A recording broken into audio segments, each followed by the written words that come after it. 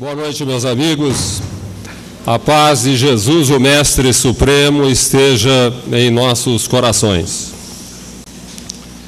Segundo a teoria evolucionista de Charles Darwin, o homem representa a culminância de um processo de evolução que começou desde organismos unicelulares até atingir a complexidade necessária para o aparecimento do homem na Terra. Stanley Kubrick, grande cineasta inglês, registrou no filme 2001, Uma Odisseia no Espaço, aquele momento glorioso em que um símio antropóide, isto há milhões de anos atrás, começou a ensaiar a capacidade de pensar a partir do momento em que percebeu que poderia usar uma ossada como instrumento ou como uma arma.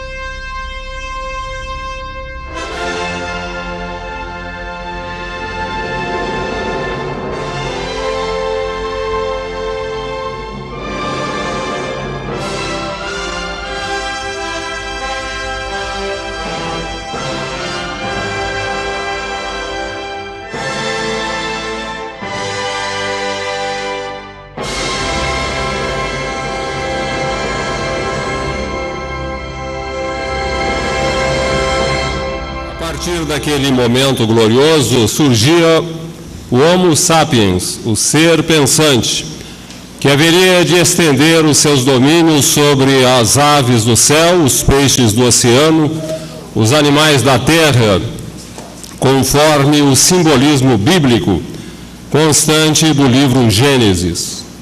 É interessante observar que Charles Darwin foi contemporâneo de Allan Kardec, o codificador da doutrina espírita. Ambos viveram no século XIX, como estamos vendo aí na apresentação dessas duas figuras extraordinárias, um falando da evolução do homem, o outro falando da evolução do espírito. É importante destacar que em O Livro dos Espíritos, Allan Kardec formula uma teoria muito mais avançada, muito mais importante em relação à nossa compreensão quanto aos objetivos da existência humana. É importante destacar também que o Livro dos Espíritos antecedeu em 2 anos a publicação de A Origem das Espécies, onde Darwin formula a sua teoria evolucionista. E em O Livro dos Espíritos, Kardec desenvolve uma ideia muito mais avançada, muito mais importante para o entendimento da vida. Ele demonstra que o aparecimento do espírito também é fruto de um processo evolutivo. Todos nós, seres pensantes, espíritos encarnados, viemos dos seres inferiores da criação. Fomos um princípio espiritual que animou vegetais, animais, aves, peixes, insetos.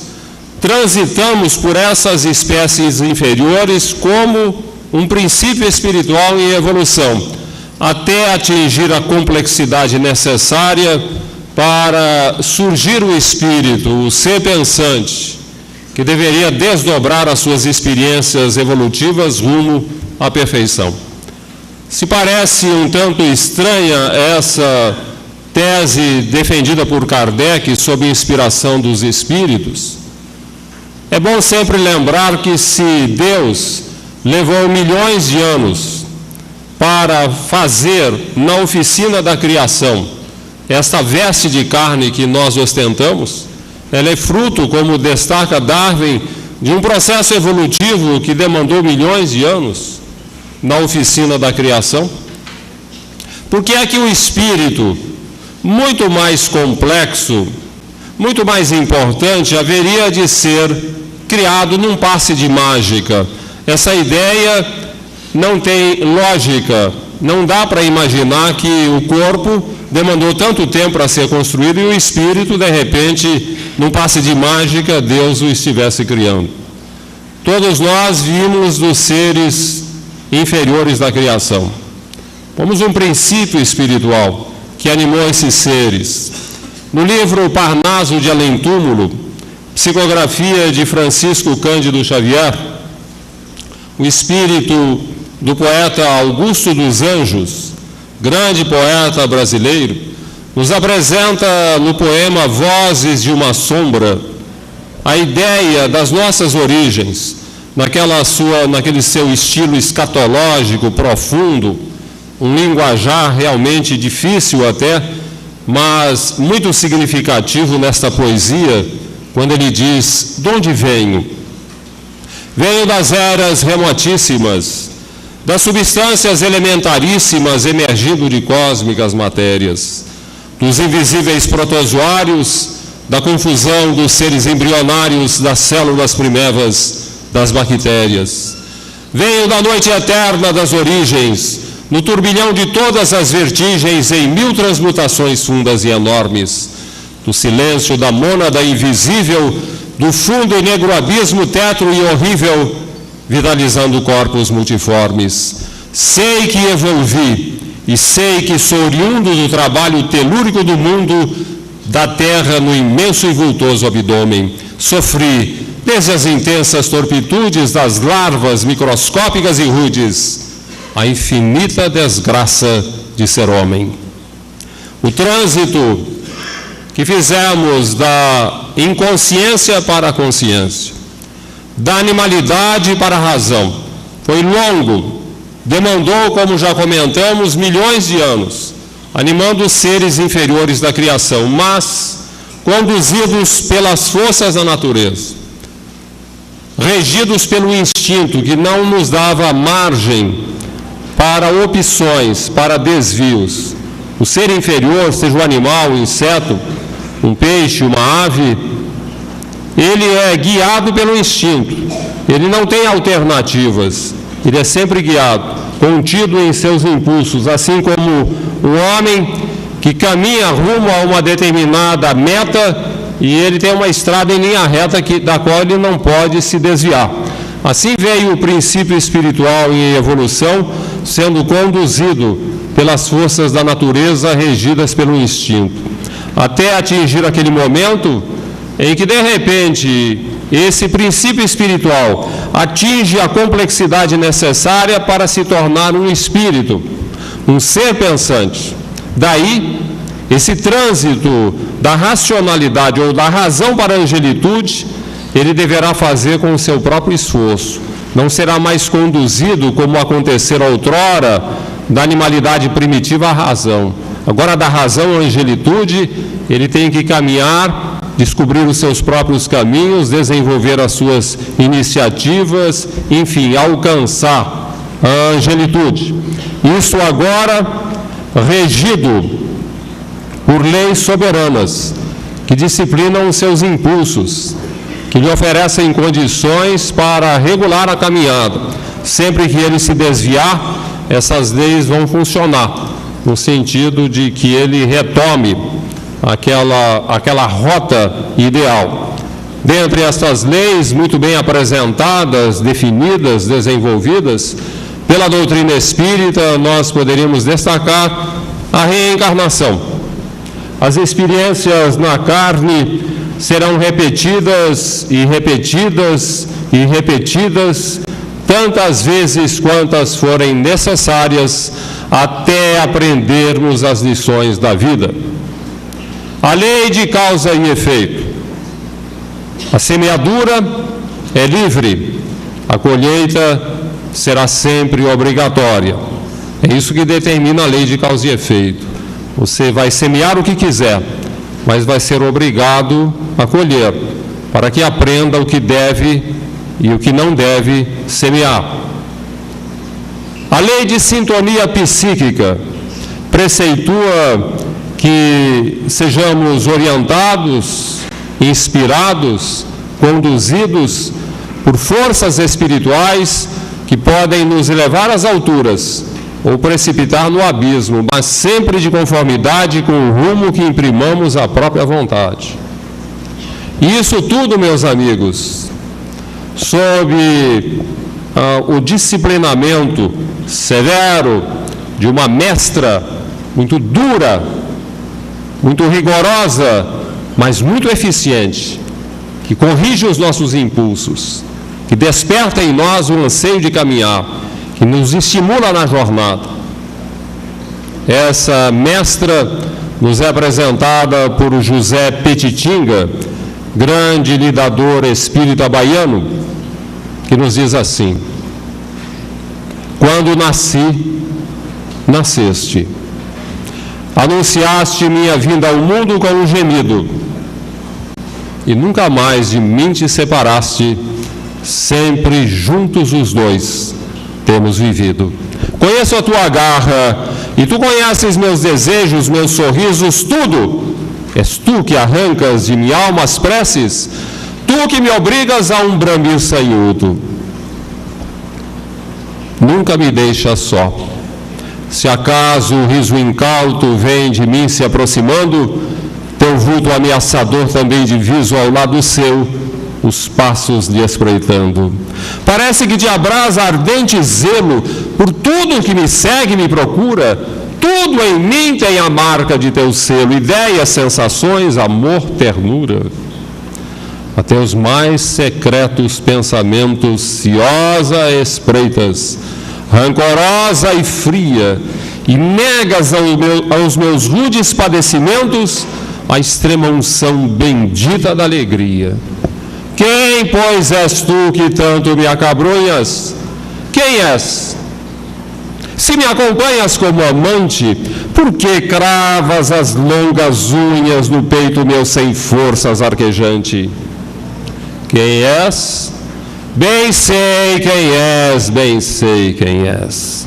És a dor, és a estrela polar de minha vida, és minha companheira inseparável, enquanto o mal em mim achar guarida. Quando, porém, em seu lugar triunfante o bem surgir, dourando o meu futuro, tu, ó dor, me deixarás, dizendo: amigo, avante, pode seguir sozinho, agora és puro. Fica a pergunta: será que deveremos caminhar pela terra comendo o pão que o diabo amassou, segundo a expressão popular, para evoluir? Temos que transitar pelo mundo chorando, sofrendo, amargurados, acabrunhados, desajustados, tristes, como acontece frequentemente com tanta gente? Não haveria um meio de a gente descobrir um caminho, de termos uma orientação, se nós temos que transitar da consciência para a angelitude, e se somos regidos por essas leis todas, e se de repente existe uma mestra muito severa que fica cutucando a gente? Será que não poderíamos evitar isso? Caminhar mais depressa? Será que nas estradas rumo à perfeição, nessa selva densa da nossa ignorância, da nossa imperfeição, não teríamos assim um roteiro, alguma coisa que nos facilitasse a jornada? Quem sabe uma bússola, beleza, uma bússola que nos oferecesse condições para a gente ter um norte. Quem usa a bússola não se perde, ele tem um norteamento, ele sabe, ele pode enfrentar selvas, vadear rios, enfrentar montanhas, desfiladeiros, mas ele tem um norte, ele não se perde, ele segue em frente. Será que nós não poderíamos ter uma bússola? Na verdade já a temos, e ela está entre nós há 2000 anos, não é uma coisa recente. Essa bússola maravilhosa foi trazida há 2000 anos à Terra, e o seu portador foi Jesus. Jesus nos trouxe a bússola, o Evangelho, para que possamos ter um norte na vida. Segundo o Evangelho, a gente não se perde nas selvas sombrias das imperfeições humanas. E Jesus, Espírito puro e perfeito, Espírito superior, em trânsito pela terra, preposto de Deus com toda a sua sabedoria, já desde o princípio, desde o seu nascimento, ele veio demonstrando como é que a gente deve usar, quais os recursos para que possamos nos utilizar dessa bússola maravilhosa. Começou numa noite estrelada, a mais bela, a mais estrelada de todas as noites já contempladas por olhar humano. O céu coalhado de miríades de estrelas, uma delas mais brilhante, maravilhosa, de um fulgor intenso, apontava os arredores de Belém, um vilarejo perdido no estado de Israel, antiga Palestina, sob o domínio romano. Foi ali que o mensageiro divino aportou a terra, encarnando entre os homens. E na sua sabedoria, desde o princípio, ele já começou ensinando. A característica do Espírito superior, ele em tudo o que faz, o desdobramento das suas experiências, ele está sempre ensinando. E Jesus já nos ensinou, desde a anunciação dos anjos, como é que a gente vai usar a bússola divina. Glória a Deus nas alturas, paz na terra aos homens de boa vontade. Glória a Deus nas alturas, paz na terra aos homens de boa vontade. A primeira lição, a boa vontade, que é o desejo de servir, ou a vontade de ser bom. O que é a boa vontade? É a vontade de ser bom, de servir, de fazer alguma coisa pelo próximo. Essa é a primeira lição para que possamos usar a bússola do Evangelho. E houve a segunda lição, já no nascimento de Jesus, naquela que foi a mais terna, a mais sublime de todas as cenas já contempladas por olhar humano. A manjedoura. Jesus nascendo numa estrebaria, tendo por berço as palhas de uma manjedoura. Ele que poderia nascer rei, em palácio, cercado de luxo, de pompa, com sedas e cetins a servi-lo no berço, não, ele preferiu as palhas da manjedoura, símbolo da humildade, a nos demonstrar que para que possamos usar a bússola celeste, não basta que nós tenhamos boa vontade, a vontade de servir. É preciso que tenhamos humildade, a consciência da própria pequenez, para que tenhamos condições de trabalhar. A boa vontade é o primeiro passo que nós damos no sentido de superar o egoísmo, rumo ao altruísmo, para a conquista dos estágios superiores de vida, vencendo a animalidade inferior, mas isso com a humildade. Na medida em que tomamos conhecimento do Evangelho, percebemos claramente que todas as lições de Jesus que ele transmitiu, que ele exemplificou ao longo de seu apostolado, só podem ser vivenciadas se nós praticarmos a boa vontade e a humildade. 2000 anos se passaram. Há 2000 anos, a mensagem evangélica está entre nós. Há 2000 anos nós temos essa bússola maravilhosa, que encurta caminhos, que não permite que nos percamos nas estradas da evolução, desde que estejamos dispostos a usar a boa vontade e a humildade. E seria o caso de perguntar, será que evoluímos nesse tempo? Nesses 2000 anos em que a bússola evangélica está entre nós, evoluímos alguma coisa? Diríamos que o assunto deve ser abordado em dois aspectos. O primeiro é sob o ponto de vista coletivo. Coletivamente a humanidade evoluiu? Só quem não estuda o assunto vai dizer que não. Nós evoluímos e muito. Basta observar alguns pontos simples, fundamentais. Nós não temos, por exemplo, a escravidão. Ela foi abolida. A escravidão acabou no mundo. A escravidão era um sinônimo típico do atraso da cultura humana no domínio dos usos, dos costumes, das leis. De repente, um homem é dono de outro, ele pode fazer dele o que quiser, pode bater nele, pode vender, pode vendê-lo, pode seviciá-lo, pode ultrajá-lo, pode matá-lo. E de repente não há mais a escravidão. Beleza de progresso envolvendo a humanidade coletivamente. E se tratando da escravidão, existe um outro tipo de escravidão que a gente precisa levar em consideração, sob o ponto de vista coletivo, que é o imperialismo que imperou, que dominou o passado da humanidade. O imperialismo romano. Roma era a senhora do mundo, dona de todo mundo conhecido de então. Tivemos mais recentemente o Império Inglês, dono de uma parcela tão grande da humanidade, literalmente dono dos países, que se costumava dizer que o sol não se punha em terras do Império Britânico. Nós já não temos os espetáculos sangrentos como do circo romano, em que gladiadores lutavam entre si até a morte, em que homens eram transformados em tochas vivas ou devorados por feras famintas para deleite de multidões ávidas de sangue e cruéis. Então houve um progresso envolvendo leis, usos, costumes. Hoje já não há aplauso para o mal. Ninguém compactua com o mal, a não ser minorias aí totalmente desajustadas, como aquelas que acham bonito o homem vestir-se de bombas e explodir, matando-se e matando muita gente. Mas são exceções. No coletivo, não há aplauso para o mal. Mas individualmente, devemos reconhecer que a nossa evolução ainda é precária.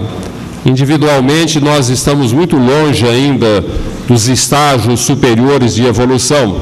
Estamos muito longe, infelizmente, porque não temos usado a bússola evangélica. A gente se diz cristão. Católico, evangélico, espírita, não, eu sou cristão.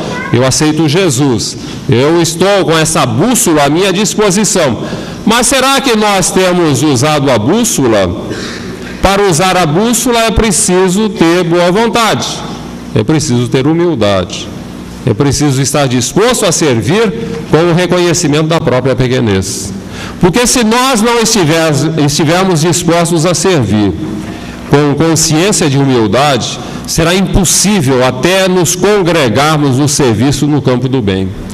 Quantos desajustes, quantos problemas, quantos desentendimentos surgem nas coletividades religiosas voltadas para um trabalho no campo do bem, porque as pessoas entram em atrito, porque divergem, porque caem na dissensão, porque discutem, porque se agridem, porque fazem coisas incompatíveis com os valores do Evangelho, porque nós estamos distraídos da necessidade de exercitar o bem com o espírito de humildade, que diríamos seria a consciência da própria pequenez, a disposição de servir sem a pretensão de sermos servidos.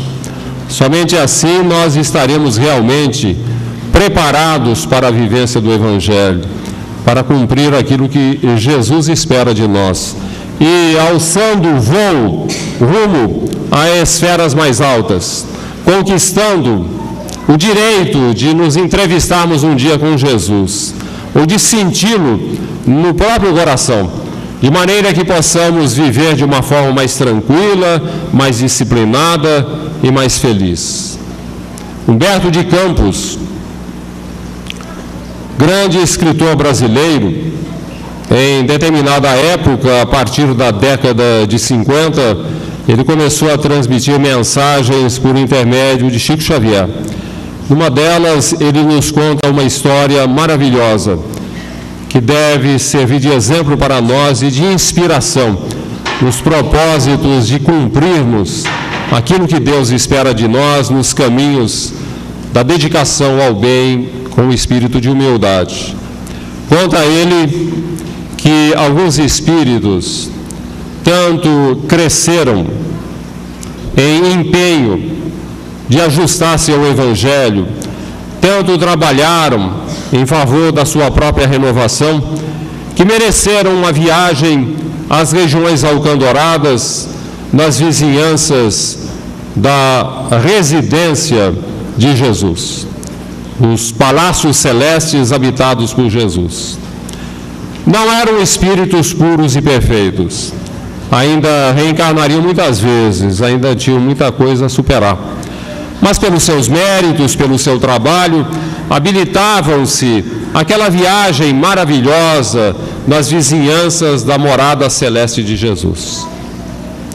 Ali estavam missionários ocidentais e orientais, pastores evangélicos, sacerdotes católicos, expositores espíritas, monges budistas, discípulos de Confúcio e de Maomé.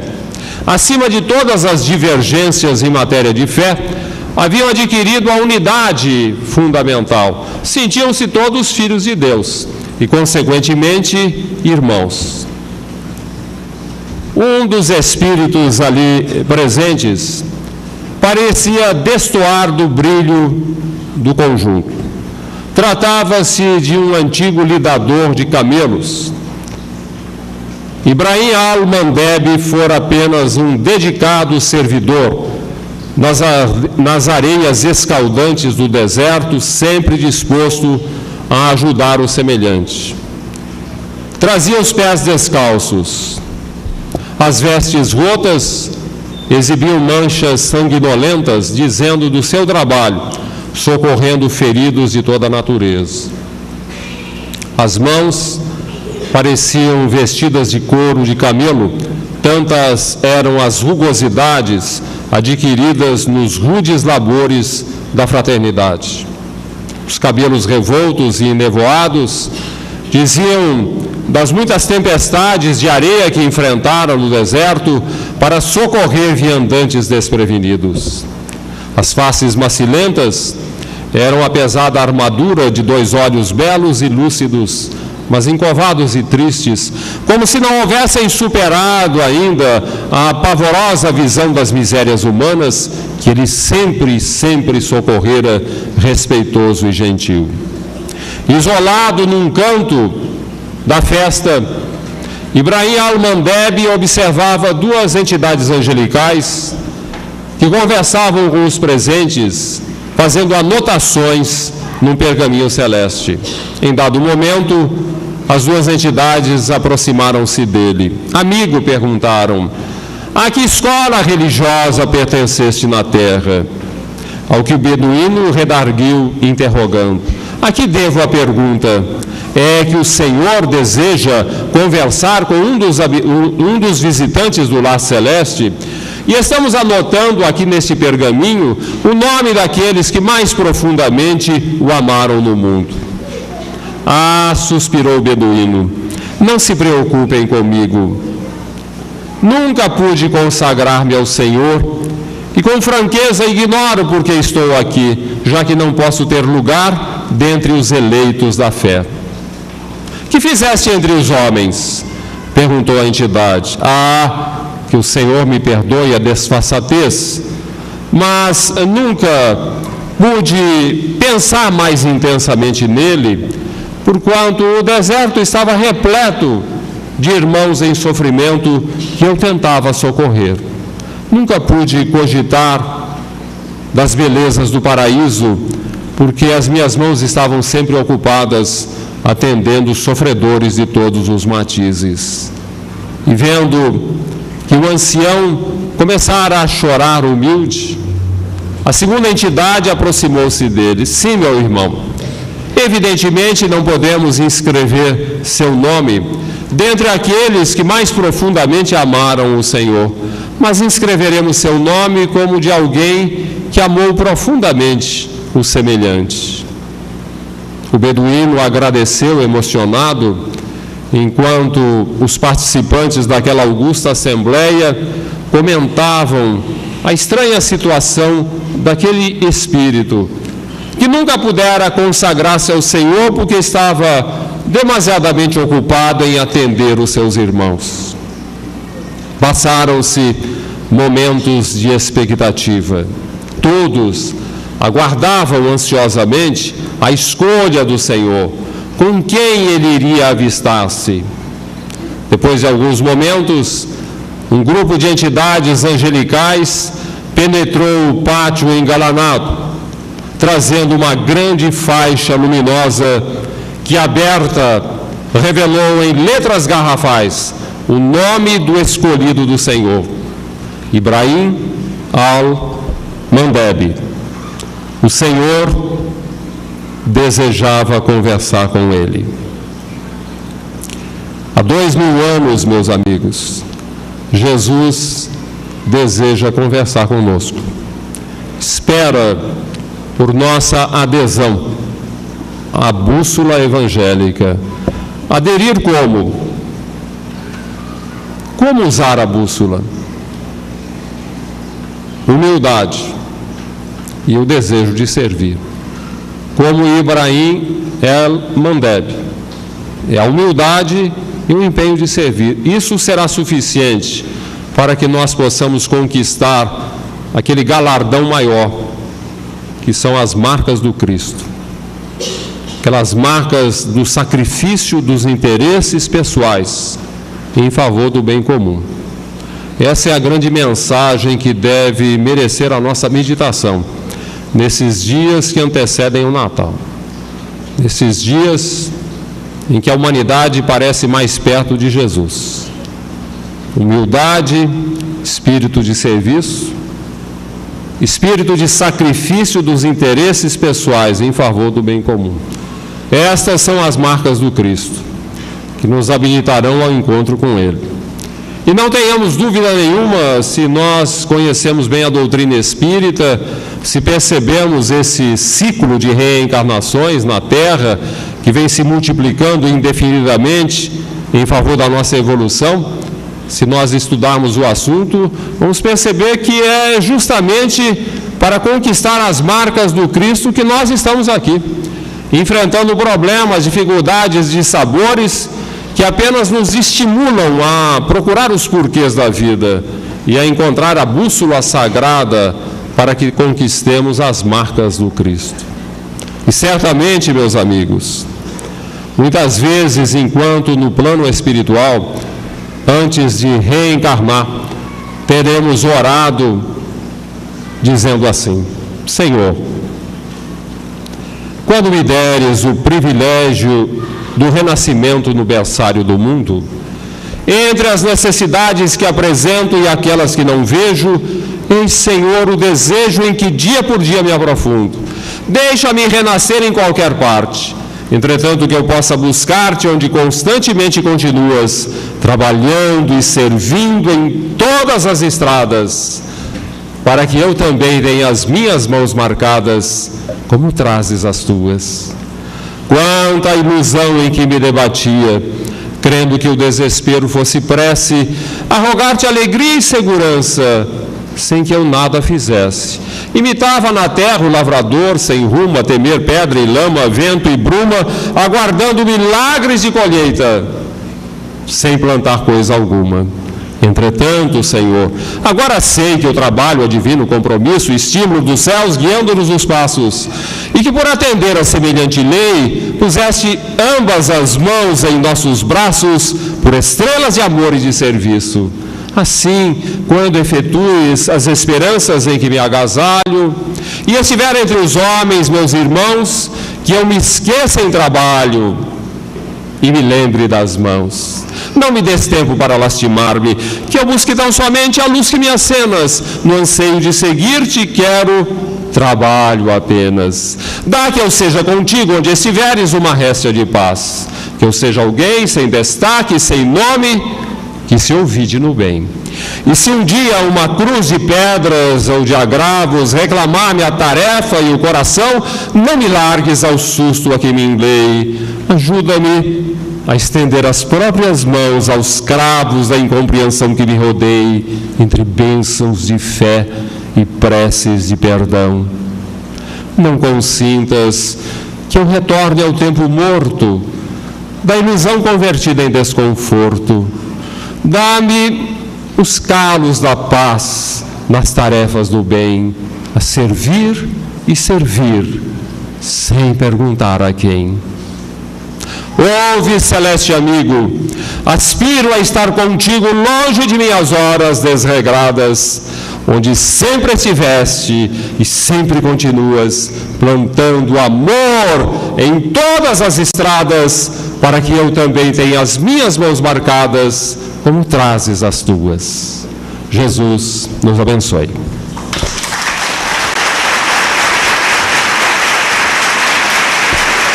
Obrigado. Obrigado.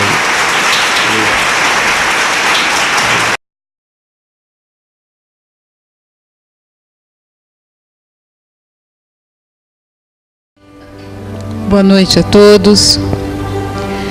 Que a paz de Jesus esteja e permaneça sempre nos nossos corações. Gosto muito que me falem de amor, porque quando me falam de amor, eu vejo que, embora só tivesse feito o bem em minha vida, ainda não me caberia o direito de cruzar os braços. Gosto muito que me falem de amor, porque quando me falam de amor, eu me lembro que sempre existe alguém em todo lugar que precisa de minha presença. Gosto muito que me falem de amor, porque quando me falam de amor, eu me lembro que não é possível amar os outros sem pensar em todos. Gosto muito que me falem de amor, porque quando me falam de amor, eu me dou conta de que o próprio amor só tem sentido se aceitamos o que Deus quer. Gosto muito que me falem de amor, porque quando me falam de amor, eu me convenço de que só poderei construir o homem todo se puder suportar que me esqueçam.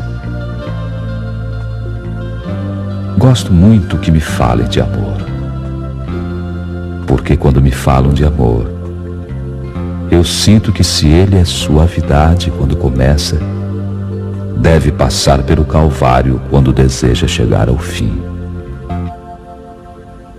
Gosto muito que me falem de amor, porque quando me falam de amor, eu me lembro que não pode haver dor humana que não deva repercutir dentro de meu coração. Gosto muito que me falem de amor, porque quando me falam de amor, eu me lembro que sempre há alguém que pode fazer melhor todo o bem que já tenho feito. Gosto muito que me falem de amor, porque quando me falam de amor, eu não posso esquecer que Deus, sempre e em toda parte, só nos pede o que é possível.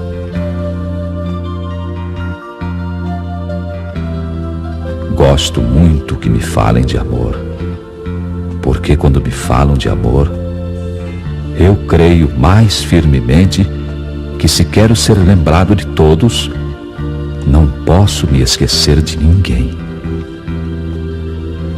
Gosto muito que me falem de amor, porque quando me falam de amor, eu me lembro que se a cruz é um instrumento de martírio, é também o lugar onde nascem as melhores esperanças.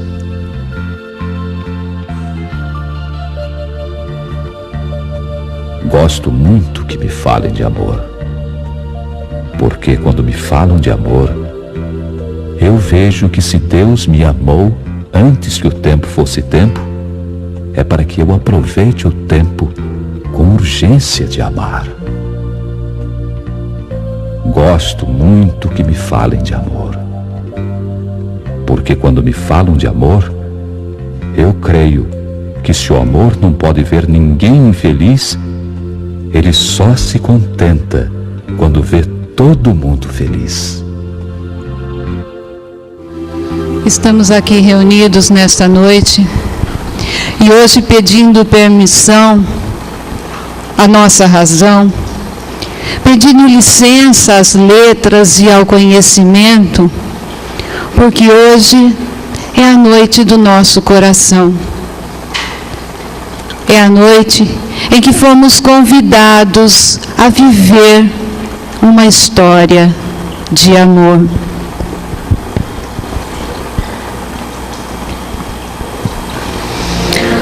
O universo é por excelência misterioso. Há milênios, os sábios da humanidade tentam investigar este maravilhoso desconhecido. Caminham em busca do progresso, mas principalmente em busca da descoberta da ciência de Deus e da cosmografia celeste. Poucos de nós sabem alguma coisa. Estamos diante do desconhecido. Quantos astros habitam no universo? Não saberíamos dizer. Quantas estrelas pontilham, vivendo sobre o desconhecido. A luz, esta maravilhosa viajante, ela pode percorrer bilhões de anos em linha reta. E se alguém encontrar com ela e tiver a oportunidade de perguntar-lhe quanto andaste, ela, já cansada da sua viagem, dirá: ainda não dei um passo no espaço de Deus. E a preparação da espiritualidade para a recepção do astro maior iniciava-se um movimento há muito tempo, milênios. A Galileia vivia ares de bonança, ares de fartura. A Galileia, vista pelo plano espiritual, era como um ir e vir de estrelas luminares que subiam e desciam na preparação do ambiente terrestre. O vento não soprava somente oxigênio puro, mas, acima de tudo, soprava ares de felicidade. Os pássaros cantavam como nunca ninguém havia ouvido. A terra repletava os celeiros de fartura. Deus, de tempos em tempos, pontilhou a humanidade com seres, espíritos de luz, que foram a pouco, nos acordando do sono que dormíamos, para que pudéssemos ser preparados para a recepção da mensagem celestial. No planeta Terra, encarnados, um casal, Eli e Ana, aparentemente um casal comum, que vivia uma vida normal naqueles ares da Galileia. E também sentiam a mudança da atmosfera, do clima, da felicidade em que viviam.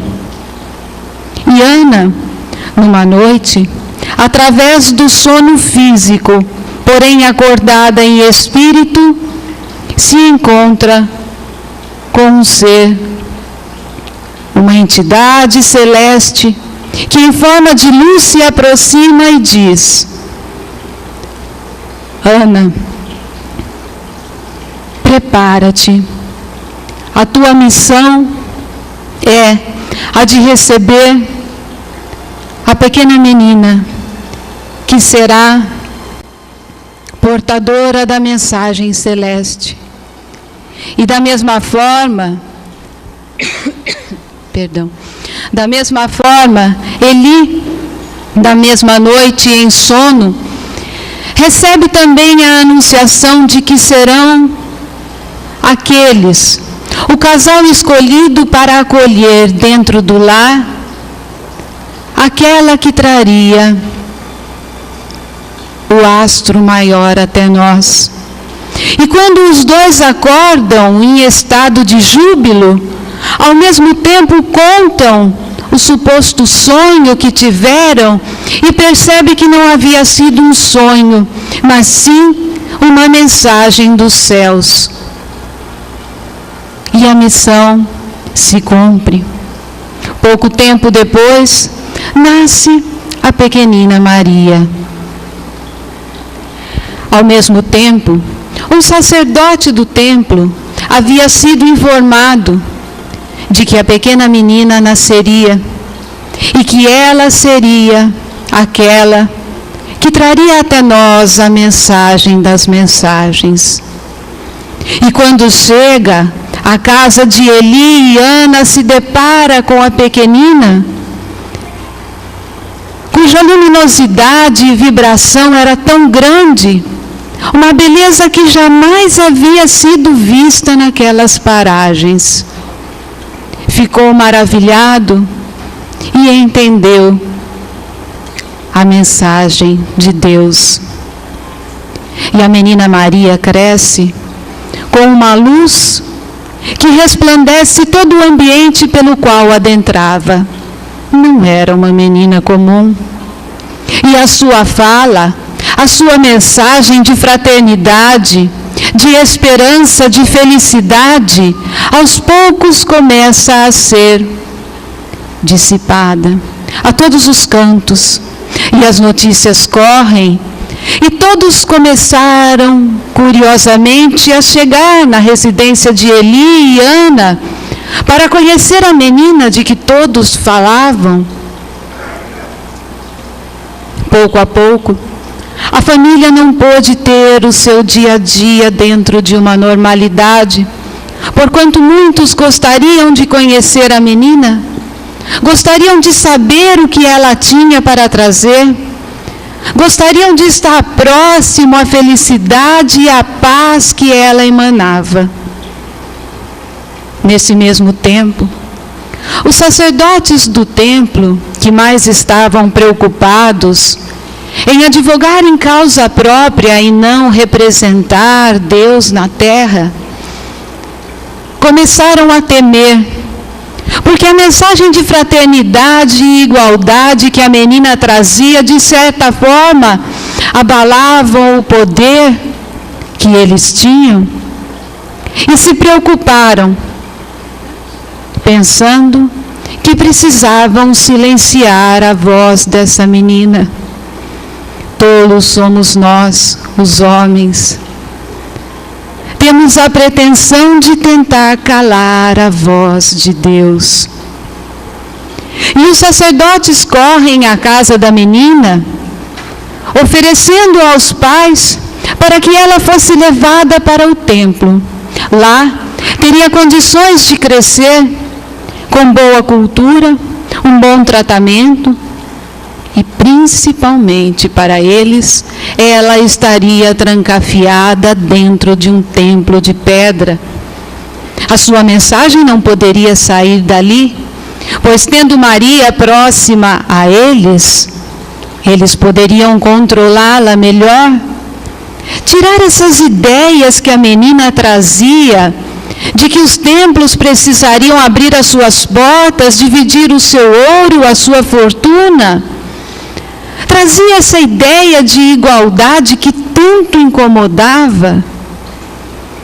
E por não conseguirem mais ter uma vida tranquila, Eli e Ana, pensando no bem-estar de Maria, cedem para que a menina vá para o templo.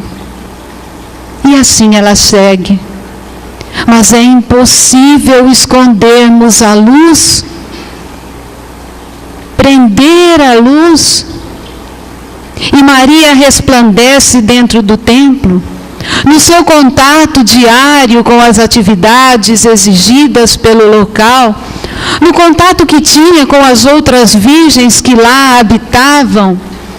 Maria foi espalhando graça, beleza, paz, amor, mansuetude, e não se calou.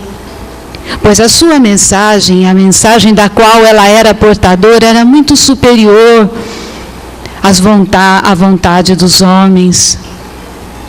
E assim cresce Maria, já atingindo uma idade de moça, e começou a despertar inveja, ciúmes dentro do templo, porquanto a menina falava de coisas que todos ficavam estarrecidos. O seu conhecimento a respeito das ciências, o seu conhecimento a respeito do amor, da fraternidade, da vivência, era uma mensagem incompreensível para os homens presos à matéria. Incomodou as outras virgens que não tinham nem de perto a habilidade, a beleza, a luz, a graça de Maria. E para não causar maiores problemas, os sacerdotes entendem que seria melhor levar Maria de volta para o lar. E pensariam num segundo plano, porquanto precisavam silenciar a voz daquela menina já quase moça. E ela seguia, resplandecente de luz e de graça, e não deixou a sua missão. Em nenhum momento deixou de dizer a verdade. Quando interrogada por várias vezes pelos sacerdotes, os mais sábios e os mais entendidos, não deixava de, com muita humildade, mostrar o conhecimento e a mensagem da qual trazia. E Maria volta a conviver com Eli e Ana. E os sacerdotes pensam que deveriam criar uma nova estratégia para silenciar essa menina. Entendem que se ela se casasse, assumiria os deveres do lar, lavaria, passaria, poderia cozinhar, cozer, e então, entretida com as atividades diárias, com os problemas conjugais, com os desafios conjugais, essa menina esqueceria estas mensagens que tanto incomodavam. Nessa época, os sacerdotes conheciam um homem bom chamado José ben Jacó. José era um homem simples, de uma idade um pouco avançada em relação à de Maria. Homem bom, cujo ofício era a carpintaria. Era da linhagem de Davi, porquanto, para a época, isto contava muito, tinha bons antecedentes familiares.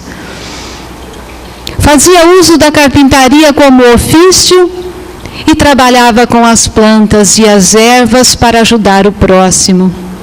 Ofício que havia herdado de sua mãe, que também trabalhava com ervas e curava os doentes.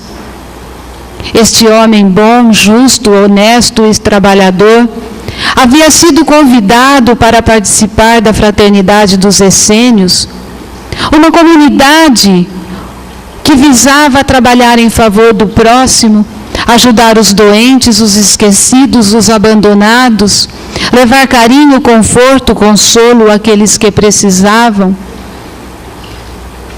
E E mais uma vez, os homens, achando que estariam agindo por conta própria,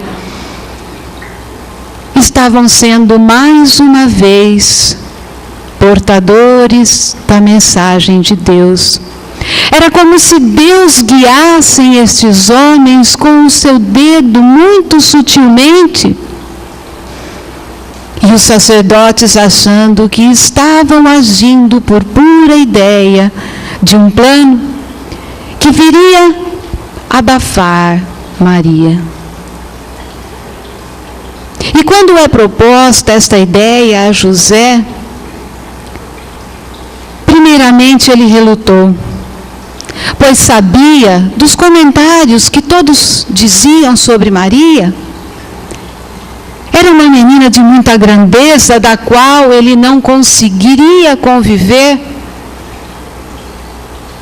E naquela noite, em sono físico, mas em despertar de espírito, recebe um mensageiro celestial que lhe diz: José, não temas a tua missão. De fato, Deus poderia escolher entre várias outras pessoas, mas foi aceito o teu pedido, para que tu possas ajudar na vinda do Messias. Tu serás o companheiro de todas as horas. Não deverás se preocupar com a fala dos homens. O mundo te cobrará atitudes das quais você não poderá responder. Cala-te, aceita a tua missão, e a tua vida será resplandecida de luz e de bênçãos, porquanto tu sabes o débito que tem com o Espírito que hoje se denomina Maria. Assume a tua missão, e ela será a tua glória. E quando José desperta deste sono, parece como que renovado. Não guarda a mensagem na sua íntegra, mas guarda-a no teu coração.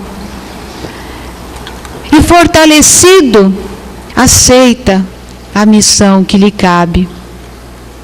E quando encontra Maria pela primeira vez, é impossível fitar-lhe os olhos frente a frente, porquanto a luz que a menina resplandecia ofuscava os olhos de José.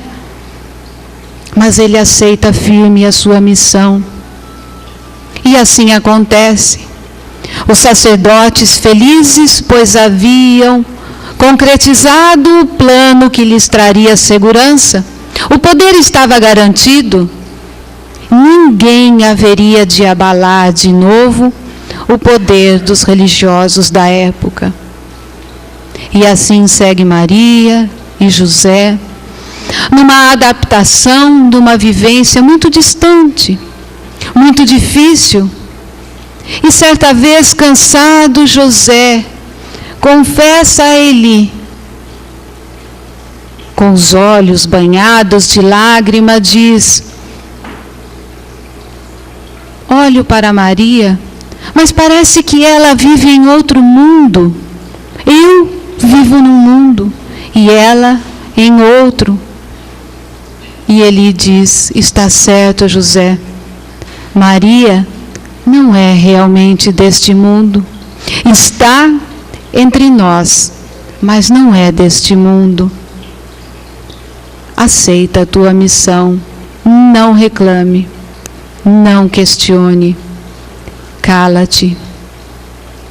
E numa noite, Maria, que já havia, de certa forma, entendido a sua missão, mas estava também temerosa diante da possibilidade de concretizá-la ou não, recebe através do desdobramento noturno, chamado sono, a visita de um mensageiro celeste. Mensageiro este que seria denominado pelas Escrituras como Gabriel. Este mensageiro vem até Maria e diz-lhe: a tua missão está por se concretizar.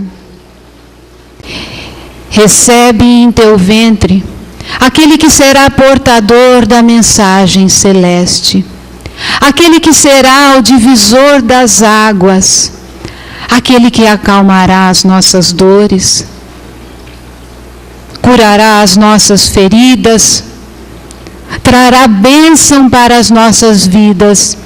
Não temas, não encontrarás em momento algum aceitação dos homens. Não se preocupe, Deus esteja contigo.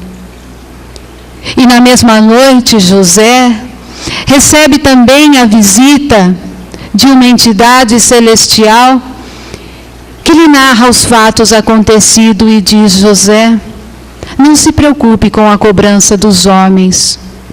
Quando não aguentares mais no teu brio de homem, ora e cala-te. Seja o companheiro fiel, o amigo de todas as horas, e tua vida será cheia de graça. E assim, José aceita esta difícil missão, esta árdua missão, porém resplandecente e maravilhosa. Naqueles dias, o imperador Augusto publicou um decreto ordenando o recenseamento em todo o império. Todos iam registrar-se, cada um na sua cidade natal. José era da família de Davi. Subiu da cidade de Nazaré, na Galiléia, até a cidade de Davi, chamada Belém, na Judéia, para registrar-se com Maria, sua esposa, que estava grávida. E o imperador Augusto, achando que por uma determinação sua, estaria cumprindo as suas próprias leis mais uma vez. Tolos os homens. Belém havia sido preparada com toda a sua humildade, com toda a sua tranquilidade, para que ali nascesse o Messias. Porquanto a ordem judicial era, acima de tudo, uma ordem celeste, divina.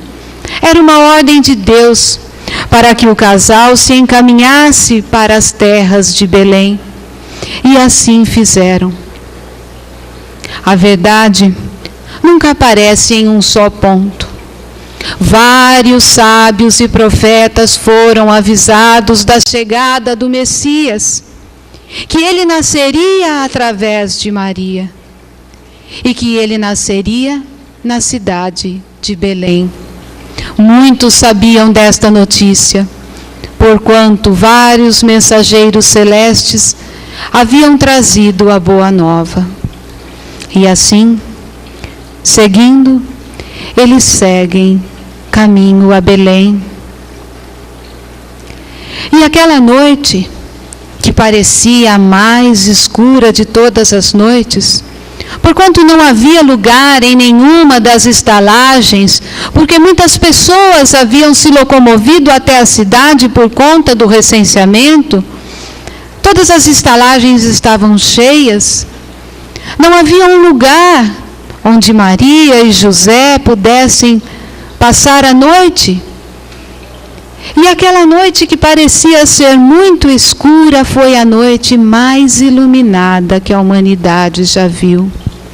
Jesus, de pouco a pouco, vem descendo, porque a preparação desse astro grandioso se deu por muito tempo, para que pudesse, como que mergulhar nas profundezas do oceano e lá no fundo resgatar uma pequena vida que clamava por luz.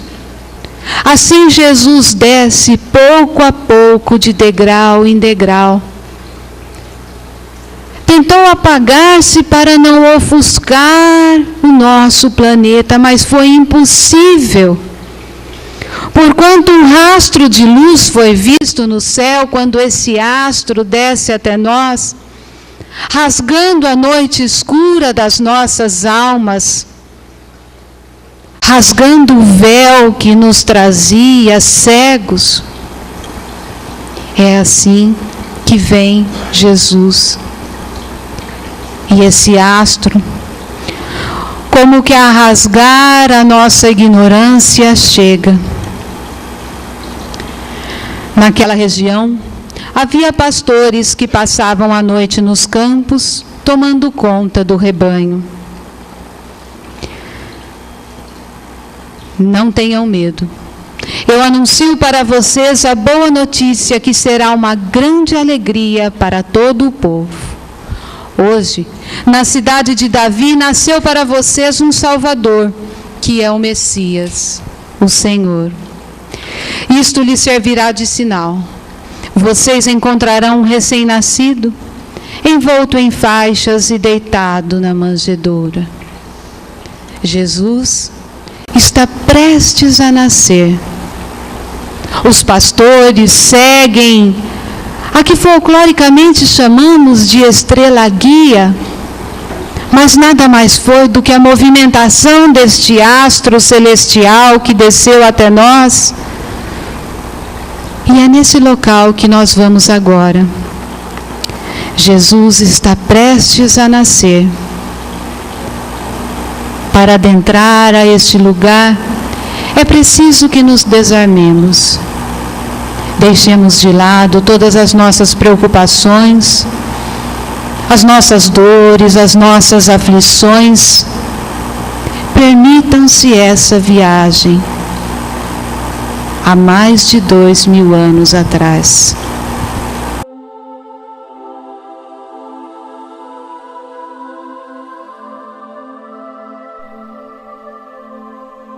A partir de agora, iremos a uma viagem interior. Para isso, peço que você relaxe da melhor maneira possível. Feche os olhos. Escute a música. Respire tranquilamente. E mesmo com essa tranquilidade, sente sede. Seus lábios estão secos. Já não usa os calçados de hoje, e sim sandálias de couro rústico. Sua roupa agora é uma túnica de cor clara, onde um cordão de couro dá a volta em sua cintura. Sede, muita sede.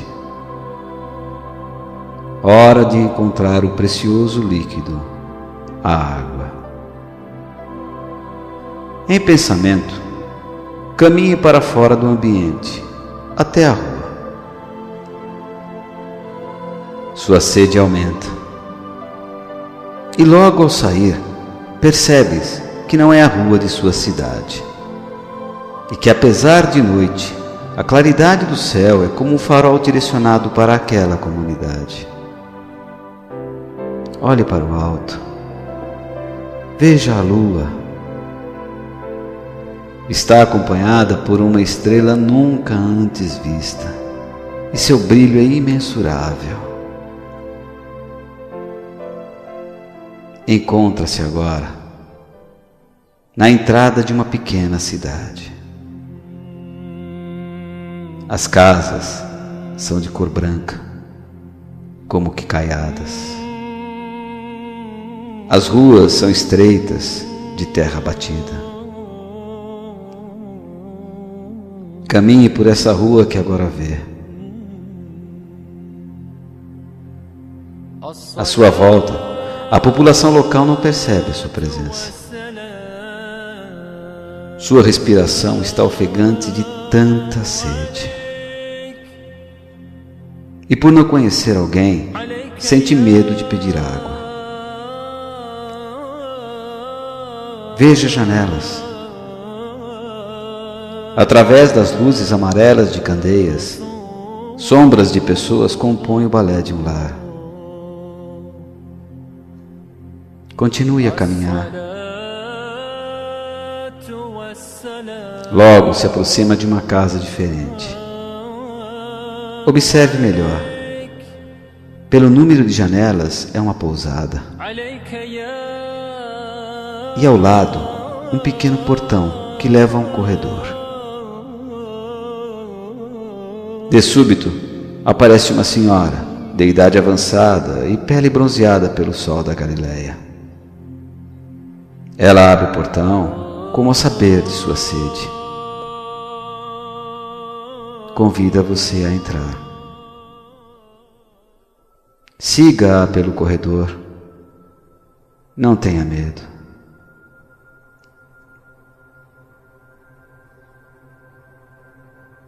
Confuso, depara-se agora com um pequeno estábulo. De imediato, você começa a procurar o que seu coração já diz. Veja à sua direita, abaixo de uma candeia, uma ovelha e seu filhote estão em sono profundo. Na sua frente, no canto esquerdo, pode ver uma pessoa sentada, ao lado de outra pessoa que está deitada em uma cama de palha improvisada, sob a luz de outra candeia. O silêncio do local é uma prece. Aquela senhora que o trouxe até ali, vai até aquele que está sentado e lhe diz algo. Ele levanta, pega uma jarra, derrama um líquido em uma pequena tigela de barro e caminha à sua direção, enquanto que aquela senhora que trouxe você até ali retira-se do ambiente. Pegue o recipiente, beba o líquido, deixe a água derramar por fora dos seus lábios até as suas mãos. De repente, o silêncio é quebrado por um choro de criança. Seu coração pulsa intensamente. Pare de beber a água. Veja, aquele senhor que lhe serviu está em frente a uma manjedoura, onde que dali parece brotar luz. Ele curva-se, trazendo aos braços uma pequena criatura, e como a ninar, caminha para a sua direção. Para bem à sua frente. Coloque o recipiente com água em um tronco que está ao seu lado. Aí está ele. Então você escuta uma voz feminina chamar: José. Em um impulso, José estende os braços como a pedir para que você cuidasse daquela criança por um instante. Pegue-o.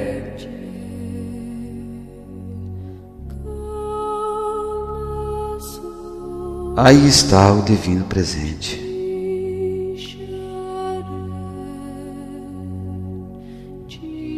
Traga o próximo a seu peito. Como a se espreguiçar, a mãozinha daquele anjo toca seus lábios. Uma lágrima rola do seu rosto. E quando atinge a pequena mão, ele a recolhe como a consolar seu coração. Sintam muita paz.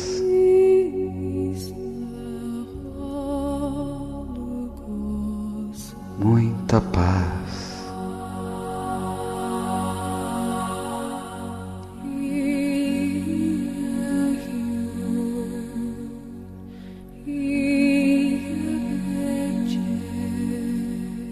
De repente, alguém toca seu braço. A ternura em pessoa está na sua frente. Nunca alguém olhou com tanto carinho sua alma. A sublime voz de Maria lhe pergunta: sabes o nome dele? Seu silêncio parece eterno. É Jesus, diz ela. Veio para nos trazer a verdade de Deus, o amor. José então fala com Maria: mulher, é hora do alimento materno ao nosso filho. É chegado o momento de devolvê-lo ao casal de anjos. Estenda os braços. Maria o acolhe com tanta ternura que de imediato vem a recordação de sua mãe. José coloca o braço em torno do ombro de Maria como que a protegê-los, trazendo agora a lembrança de seu pai. E após alguns passos, Maria para, volta, olha para você e diz: bem-vindo à família. Hora de voltar. Grave essa imagem. A família que trouxe a luz ao mundo. Volte pelo corredor. Sinta o quanto é intenso o amor em sua alma. És agora um emissário de Deus para levar a boa nova a todos, através do amor e da caridade. Aí está o pequeno portão. Saia por ele. Veja, está na rua da sua própria casa. Pare, olhe para trás. O local que acabou de sair é o seu próprio lar. Sabes agora aonde está a fonte quando sentires sede. Caminhe, pois muitos precisam desse sentimento que brota do seu coração. Agradeça a Deus por tudo que tens e pela fonte viva que nos enviou, Jesus.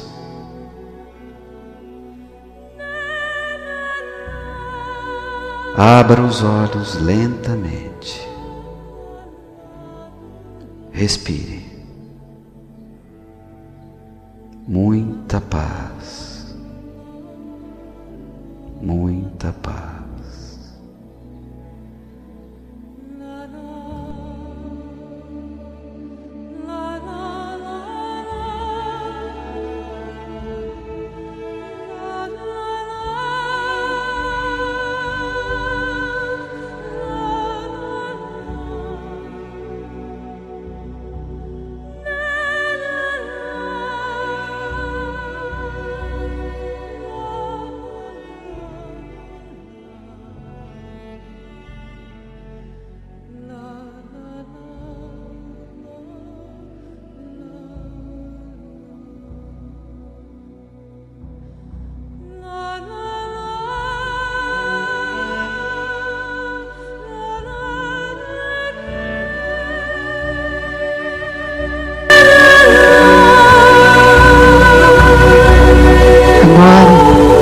Que estivemos lá naquela pequena manjedoura em Belém, temos a certeza, sim, é Natal, nasceu Jesus menino, e o mundo que era tão grande tornou-se tão pequenino.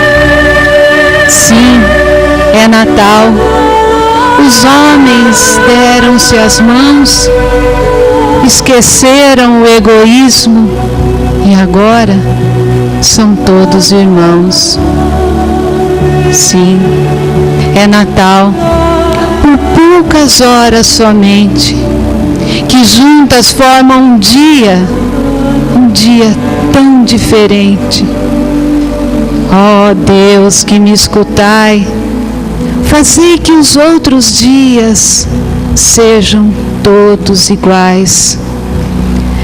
E a nossa missão continua, porque a missão de Jesus também é a nossa missão. E ficamos nos perguntando como podemos encontrar Jesus. quando quiser encontrar Jesus.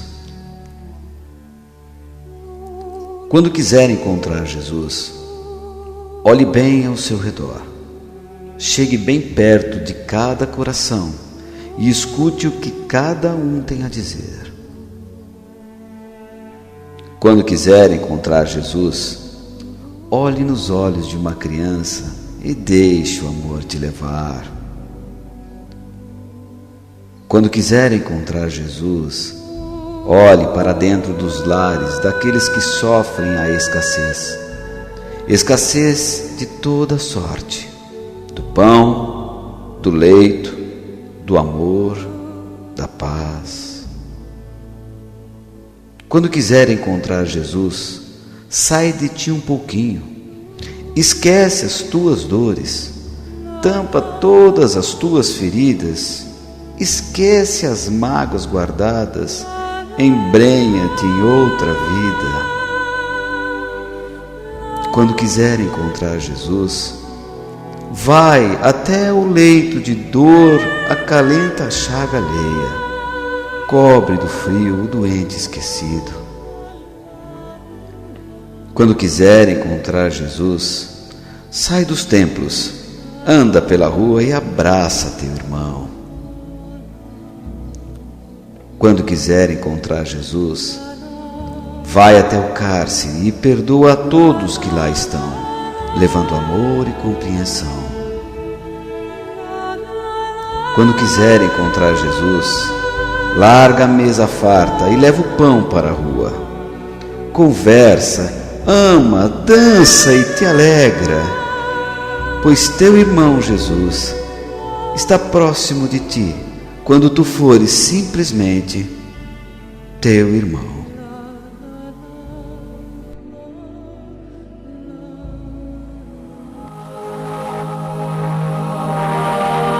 Esses dias modernos, de tecnologia, de disputa, a disputa diária pelo pão de cada dia,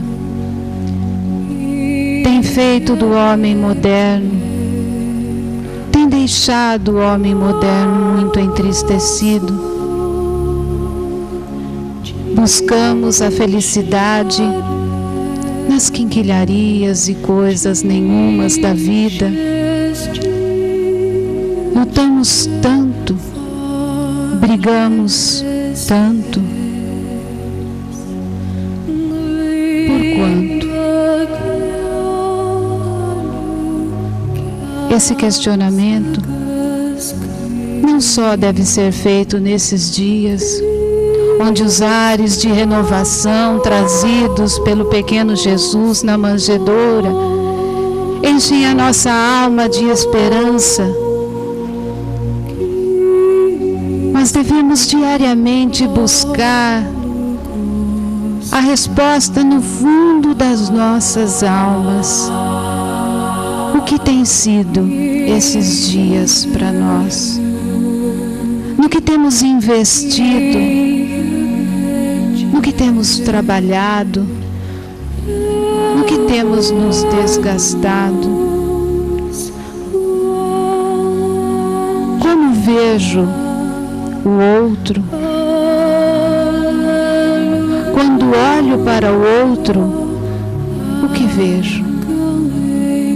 O que encontro no rosto daquele que deveria ser meu irmão? Somos regidos sob uma única lei: amar a Deus sobre todas as coisas e ao próximo como a nós mesmos. O quanto temos enxergado nós no rosto do outro? O quanto temos trabalhado em favor de compreender, de aceitar, de conviver com o diferente? Posto que todos somos diferentes, únicos, seres singulares perante Deus, mas amados da mesma forma. atendidos da mesma forma, compreendidos da mesma forma, socorridos por igual. O quanto temos aprendido com Jesus a conviver com a diferença do outro, sem colocá-lo sobre padrões, sobre normas pré-estabelecidas, sobre sonhos que nós tivemos e não pudemos concretizar. Encarceramos o outro na nossa medida, na nossa forma, na nossa porção. Mas Deus assim não o faz. Deus permite que sejamos livres. Cada um. Deus nos permite sermos diferentes. Que possamos refletir nesses dias de Natal, não somente entregar presentes materiais, mas principalmente ofertar ao outro aquilo que ele espera de nós e que vem nos pedindo de uma forma ou de outra. Muitas vezes através da agressão, muitas vezes através do silêncio, muitas vezes através de uma renúncia incessante, muitas vezes através do abandono. O outro só tem pedido de nós um único presente através de todos esses natais que passamos juntos: a aceitação. Compreenda o meu momento. Que possamos embalar essa compreensão, esse entendimento que o outro passa, embrulhá-lo com um papel maravilhoso de amor, com uma fita de fraternidade, com um selo de paz. Esse deve ser o nosso presente de Natal. Ofertar a nossa compreensão. Porque quando na mensagem celestial eles nos trouxeram a lembrança que deve ecoar nas nossas almas não só nos dias de Natal, mas em todos os dias da nossa vida. Porque Jesus nasce e renasce no nosso coração a todo momento que permitimos que Ele nasça e renasça.